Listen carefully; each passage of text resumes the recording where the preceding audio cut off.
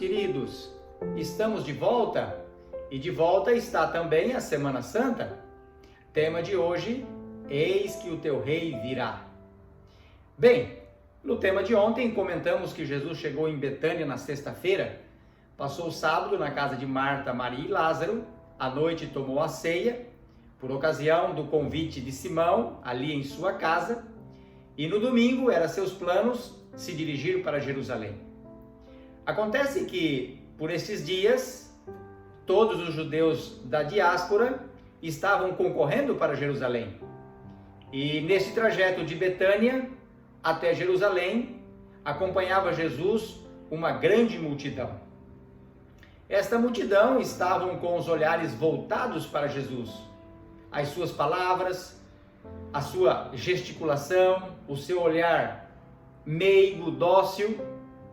Bem, quando Jesus e esta grande multidão chegaram no último monte que dava para Jerusalém, a atenção que estava agora voltada para Jesus foi dirigida toda ela para Jerusalém. E isto é razoável, porque a cidade de Jerusalém e o seu templo e seu pináculo para um judeu era tudo. Eles ansiavam estar ali. Ali por mais de 1000 anos foi alvo da proteção de Deus e o cuidado de Deus. Ali os profetas profetizaram a respeito dos fatos vindouros. Ali os sacerdotes ofereceram sacrifícios. Ali embelezaram o templo e deixaram ser embelezado pelo governo romano também. Logo, Jerusalém era a atenção de todo judeu. Jerusalém estava e está no coração de todo judeu. E então, ao passarem a primeira emoção, ao desfrutarem da vista da cidade, novamente voltam os olhares para Jesus. Mas havia um grande contraste entre a alegria da multidão e a tristeza de Cristo. Para surpresa destes, observaram que Jesus estava chorando, e não era um choro comum. Cristo caía em prantos. E olha, queridos, Jesus não chorava por aquilo que ele haveria de passar em Jerusalém, ou seja, o seu sofrimento e morte. Não era por isso que Cristo chorava? Cristo chorava porque ele podia avistar o futuro de Jerusalém. Cristo podia ver o ano 70, quando Jerusalém seria destruído pelo poder romano.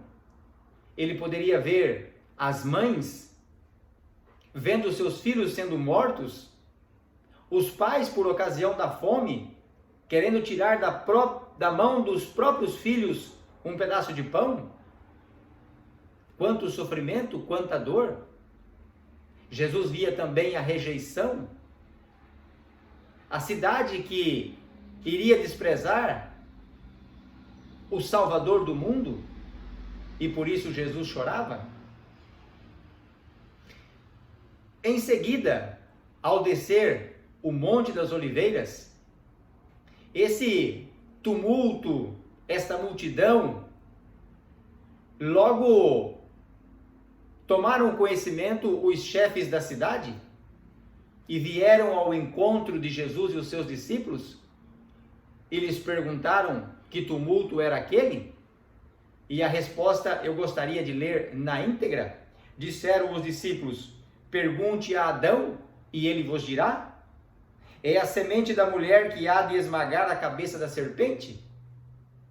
Pergunte a Abraão e ele vos afirmará: é Melquisedeque, rei de Salém, rei da paz? Pergunte a Jacó e ele dirá: é Siló, da tribo de Judá? Pergunte a Isaías e ele vai declarar: é Emanuel, maravilhoso, conselheiro, Deus forte, Pai da eternidade e príncipe da paz? Pergunte a Jeremias e ele certamente dirá: o renovo de Davi, o Senhor justiça nossa? Pergunte a Daniel, e ele responderá, é o Messias. Pergunte a João Batista, e ele vai afirmar, eis o Cordeiro de Deus que tira o pecado do mundo. Pergunte a nós, os seus discípulos, e certamente declararemos, este é o Filho amado de Deus. Queridos, se esta pergunta for dirigida a você, qual será a sua resposta? Tem você essas convicções no seu coração? Tem entregado o seu coração a Cristo? Tem entregado a sua vida a Ele? Bem, ao se aproximar mais e mais de Jerusalém, Jesus comissionou 2 dos seus discípulos para que fosse buscar uma jumenta e o seu asninho. Trouxeram para que Jesus entrasse cavalgando um animal que ainda não havia sido montado. Os seus discípulos tiraram as suas roupas, colocaram em cima deste animal, transformando-o em uma cavalgadura, e Jesus assentou-se e começou a entrada triunfal. Sabem quem é que estava ali? Os cegos. Os cegos que Jesus um dia havia curado, um dia havia dado a vista, estavam ali para abrir a multidão para que Jesus pudesse passar. Sabe quem é que estava ali? Os leprosos. E estes tiravam as suas roupas, atiravam ao chão, transformando em um grande tapete para que o seu Salvador e Rei pudesse entrar. Sabe quem é que estava ali? Estavam ali os coxos, os mancos, os paralíticos, aqueles que Jesus um dia havia dado a cura e eram os primeiros a subirem nas palmeiras, tirar suas folhagens e dizer: bendito seja o Filho de Deus. Sabe quem é que estavam ali? Os mudos, que Jesus um dia havia dado a fala, e esses cantavam em alta voz, hosanas aos filhos de Davi. Sabe quem é que estava ali? Lázaro, aquele que havia sido ressuscitado dos mortos. Ele conduzia Cristo, puxando este pequeno animal, conduzindo este pequeno animal para dentro de Jerusalém. Queridos, Jerusalém era o alvo da atenção de todos. Jerusalém, com suas pedras gigantes, principalmente aquelas das quais foram construídas o templo, chamavam a atenção de todos.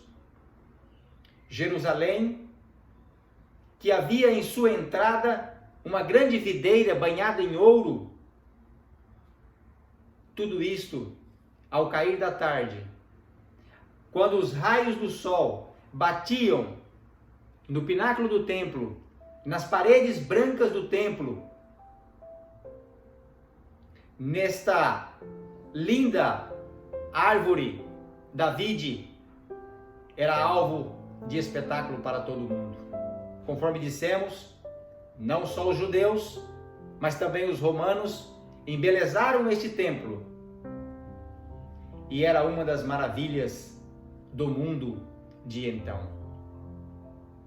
Bem, amigos, a grande pergunta é: tenho eu este olhar para com a Jerusalém não terrena, mas a eternal que Deus tem preparado para nós? Tenho eu ansiedade e desejo de conhecer a cidade de Deus, de estar na cidade de Deus? Tenho eu o desejo de morar na cidade de Deus? Tenho eu o desejo de abrir o meu coração para que o Salvador entre como ele entrou em Jerusalém? Esta é a grande pergunta do dia, amigo. Qual será a tua resposta? Esta é a pergunta que Deus te faz? Qual será a resposta que você vai dar a Ele? Que possamos dar as mesmas respostas que foram dadas por Adão, por Abraão, por Jacó, por Isaías, por Jeremias, por Oséias, por João Batista e pelos seus discípulos. Eis o Cordeiro de Deus, que tira os meus pecados e está de braços abertos para me receber. Que você receba a Cristo como teu Salvador neste dia. É o nosso desejo e a nossa oração. Bem, amigos, nos vemos amanhã. Que Deus te abençoe.